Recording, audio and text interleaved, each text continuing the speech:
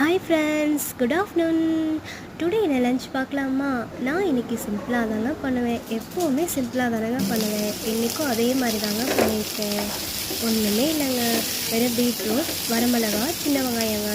சின்ன வெங்காயம் நிறைய போட்டு பீட்ரூட் பண்ணி பாருங்களேன், இந்த மாதிரி செம்மையாக இருக்குங்க. அப்புறம் லெமன் ரைஸுங்க.